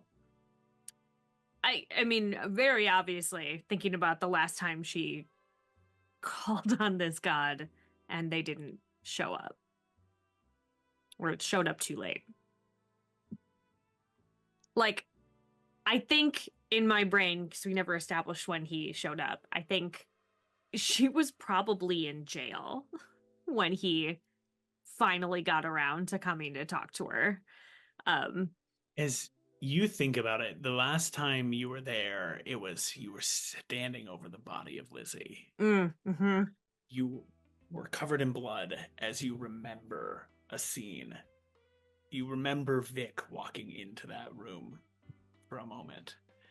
And as you're drawing on this memory, Vic, you saw Ronnie.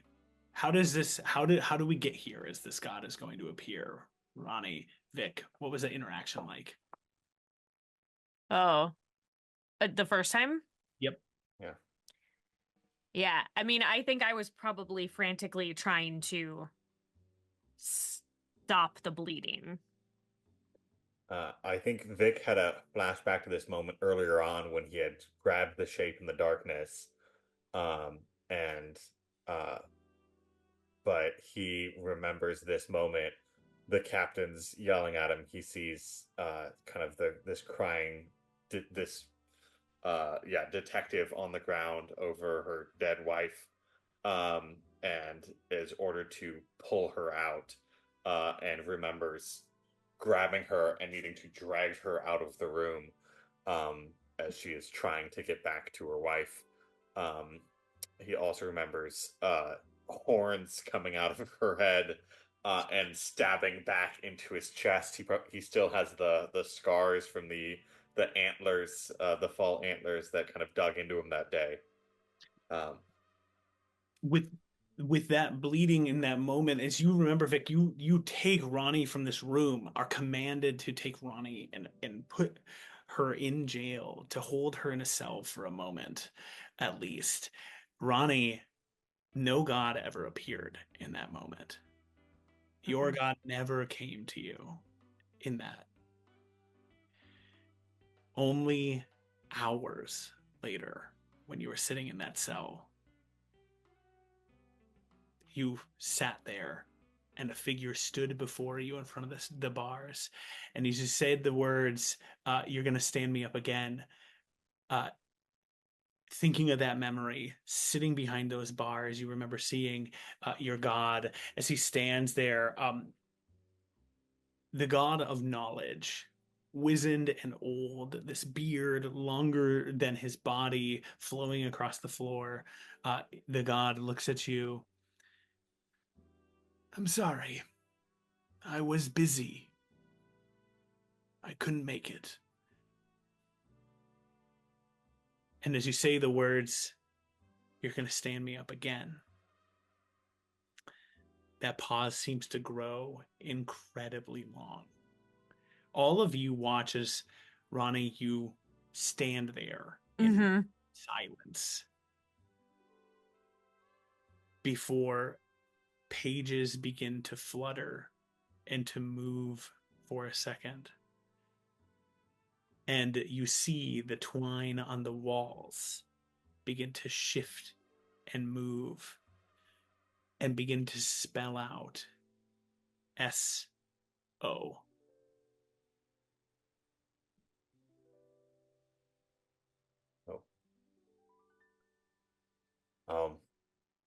I'm not a religious guy, but I feel like that means share out.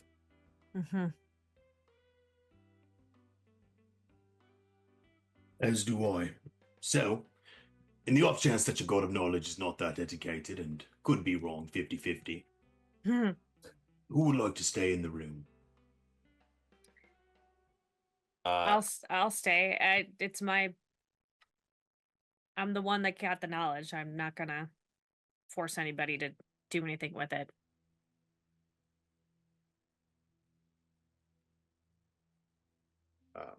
Vic goes and just stands next to her, and is very clearly not leaving. He's not taking her out of the room, but he's not gonna leave her in here. All right. Well, I guess we're in for a penny, in for a pound. And I look at the poster and I just go, if you're sure about this. And is Cordelia in the room too? Yeah, I think she's going to see this happening and just go, oh. Just like bracing herself, stands next to them, and is just like, okay, yeah, we're gonna participate in this, but clearly is just like, kind of already braced for just in case. Yeah. Then Otto's gonna light his pipe, take a drag of Storm Leaf, which is just like the dock workers helper basically. Because last one before I go. Third attempt, share out. As you say share out, you see the dwarf go. Squeeze my eyes shut tight. I just don't want to see it. The dwarf go. Password accepted. Thank God. Reaches into the shirt and pulls out a journal, and then reaches through the painting and drops it out of the painting as a tangible object, and it hits the ground. I pick it up. As you pick it up, right, you can see that inscribed on it is just the, like, in fine filigree, in gold filigree, is the letters LS. As you pick this up, yeah. All right. Start leafing through it. You see that immediately this journal is talking about a couple of different things. This is the personal diary of Luca Seeley. Reading through it, you learn that Luca Seeley had been given an opportunity to travel abroad to go and investigate some ancient dwarven ruins that just overseas.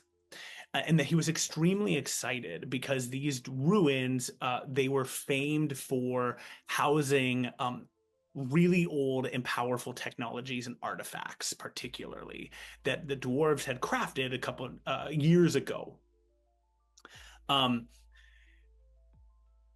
As the journal continues on, you are kind of just scanning through it, you pick up that Luca Seeley had discovered the secrets to building a specific machine that he kind of was discovering how to figure out how to build it, and then he was starting to craft the designs and schematics to build an anti-magic field device.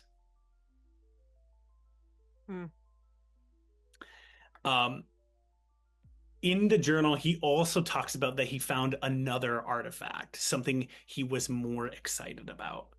But he kind of in reading this briefly, he's not certain what it was.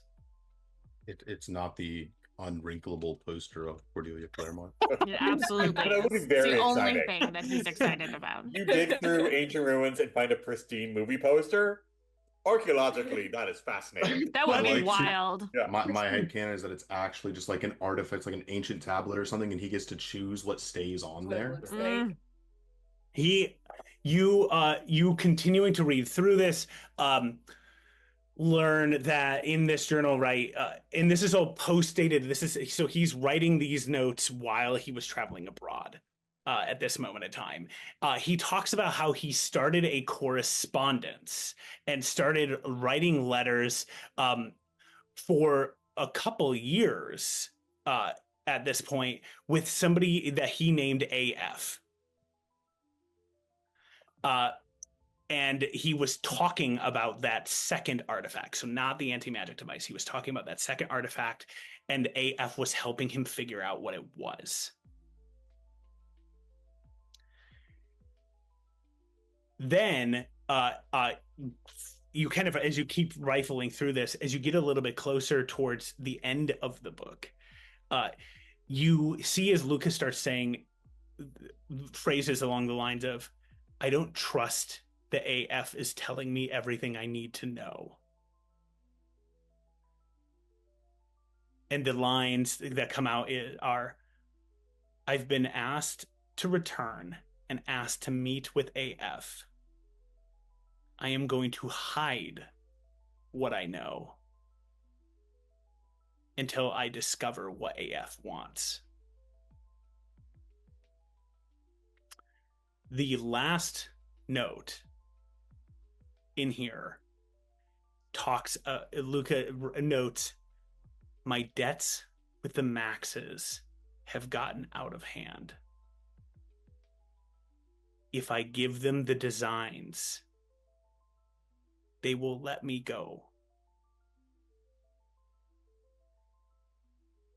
And the Maxes are going to have anti-magic I and think that also something they- else. I think they already have the anti-magic if Vic delivered what I think he did.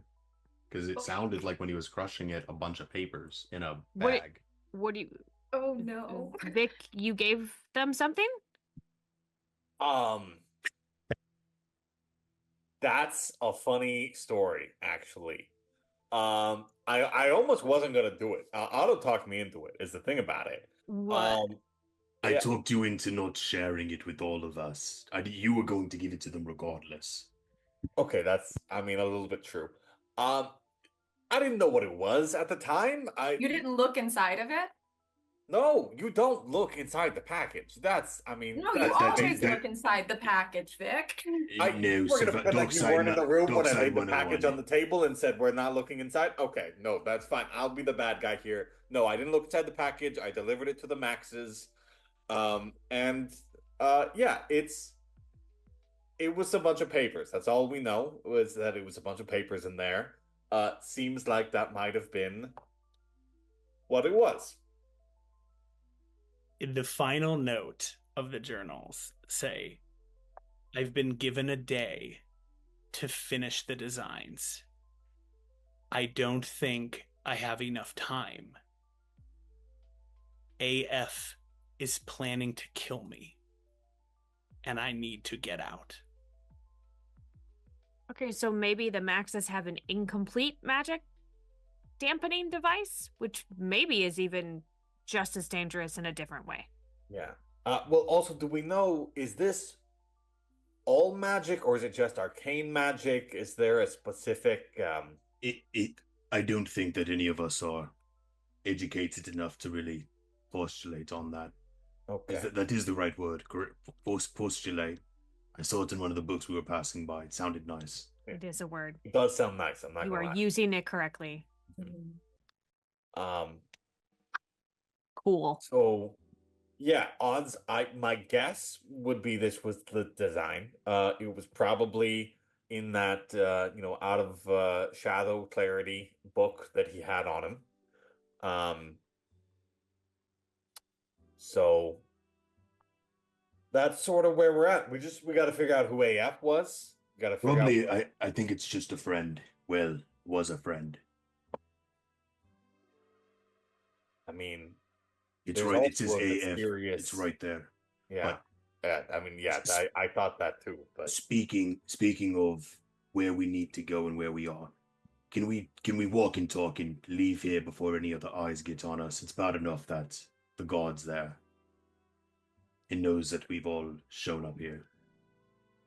I'm gonna adjust so it doesn't say SO on the wall. Yep. And I would like to take one more sweep to see if there's anything else that could I be think useful here. I think as you're all gauging this, I think Cordelia has a moment here as you've been taking things in, because I think your investigation check, Ronnie, has been partially like gathering these pieces, but I know Cordelia had made an investigation check as well that was reasonable.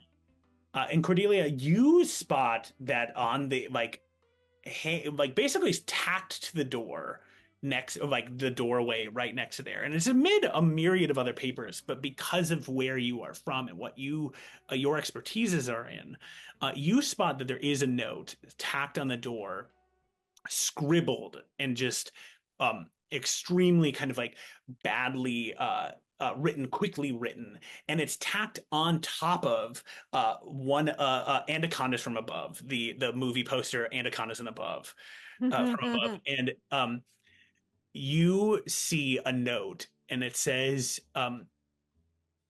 it is written on there, the opening night of Kiss in the Shadows, and underlined, the word underneath that written is disaster.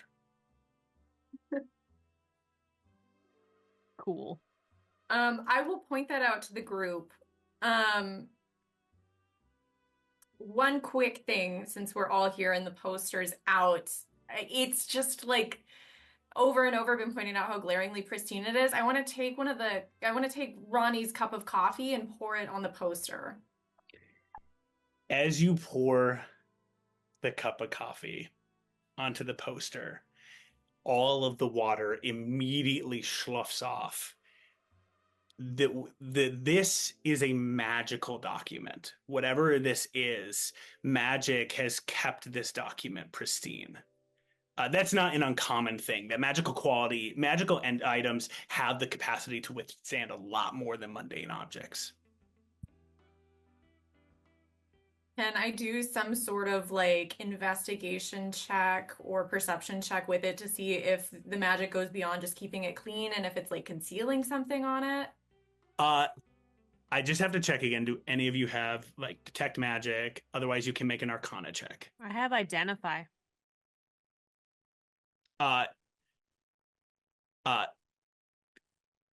That's up to you if you want to use that. Cordelia, you can make an Arcana check. 14. 14.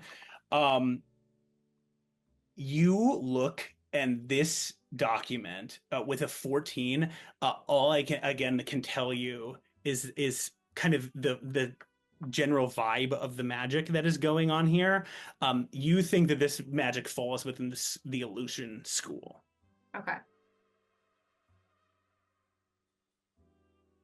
Yeah, it's all right. Well, I appreciate the dedication to keeping the poster clean, but this is deeply suspicious. Sure.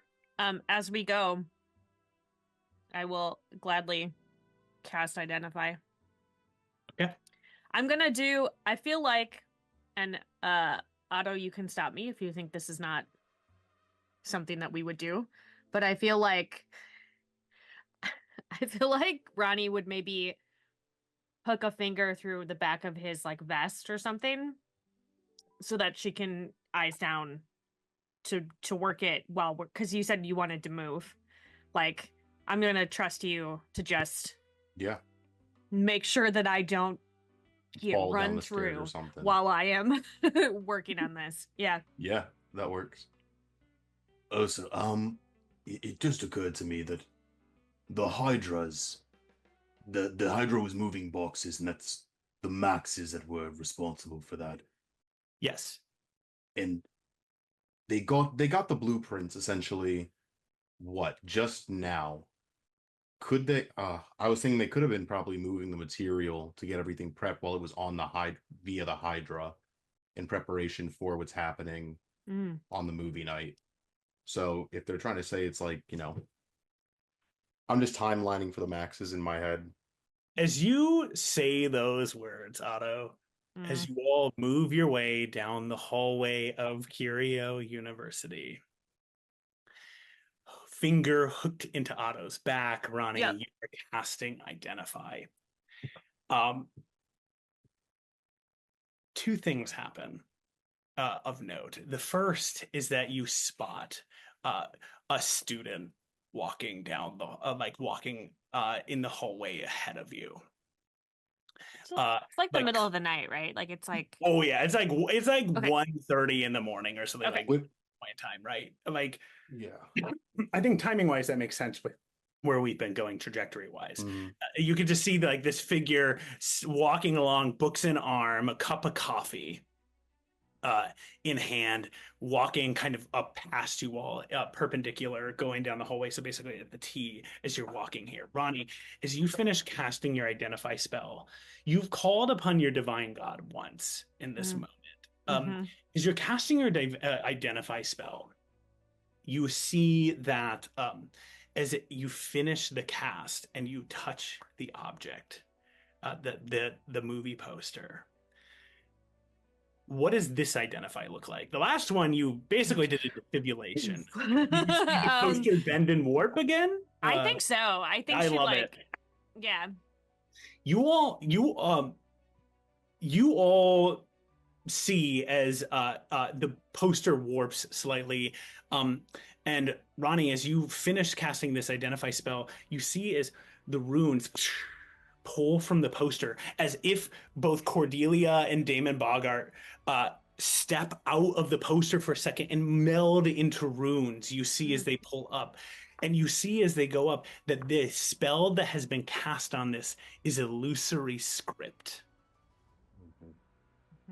But that's not what you fully see, Ronnie. Oh. Ronnie, I need you to make a religion check. Okie dokie. All right, here we go. I have a +7 to it, so 11 + 7, 18. 18. Ronnie, you see that underneath the illusion, and with a 17, you are looking at this and you see the magical scroll that is actually under this. Oh.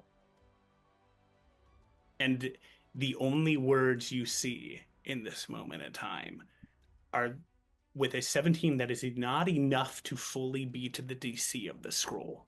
What is the DC? 20. To understand what the scroll is fully saying to you. Okay. The only words you pick up are resurrection. In that moment, the lights in the Curio University turn off, fully blanking out. Every arcane rune light, the phosphorescence, the neon burst, flickering suddenly in this moment. And for just a moment, you can see that outside one of the windows you pass, other parts of the city flicker and die, the energy flickering out of them. And then it flickers back up a second later as the lights come back. Otto, you saying the lines, thinking through what is the timeline for the Maxes here. And Oh, my Cordelia, bad. I realized I was Cordelia, muted. Vic, you turn and see as the student has turned, is looking at both of you, and is aiming something down the hallway. Not great. And at that point in time, we are going to end our session. Of course we are. Of course. I feel Okay. okay. I'm behind Otto. That's yeah. Okay. It's okay. I've had Nimbus out here keeping watch of things, so What I'll just know is come and check out the other shows that are going on. I'm not certain with the holiday season necessarily if all of these shows are occurring, but we have just before us Baldur's Gate 3. Go and check it out. It's super fun to watch that. I have not gotten very far in Baldur's Gate 3, so I highly recommend you taking a look at it. It is such a big game, so interesting, especially when writers play it and other folks who are well versed in storytelling. Additionally, check out on Mondays, there's the Isekai Realms, which gets played starting around 6 o'clock or so. And then a writer plays Elden Ring on Tuesdays. Why would you ever play Elden Ring? I have no idea. It's so hard. It's a difficult game. And if any of you as my cast members have played this, how dare you? It's a crazy game to play. I have played it. That's... Wow. Okay, there we go. It's a very fun game. Some people like suffering, and that's me. That's right. And then come and check out Grey Mantle, which is another very gritty gray style game going on for Dungeons and Dragons. It happens on Wednesdays starting at 6. When their chat happens, it starts the game at 6:30. So thanks for hanging out. And thanks, gang, as we go on this mystery. You've now revealed some significant information that is going on. So thanks for chilling out today, and stay tuned for our next adventure. As we dive into Alley's End, we have a lot to catch up on. Alley's End, just to begin, is a noir-ish vibe D&D game. Our players are gumshoes and detectives and enforcers, and one of us is the femme fatale / actress. And it is so fun to have everybody here. There's a couple of house rules, and before I dive into introductions with our cast, there's a couple of house rules for our D&D game. We are using the 2024 rules, but all of our players who are level 4 must have less than 25 hit points. Like all noirs and any sort of detective-y experience, we want things to be a little bit scary, a little bit low HP, a little bit edgy.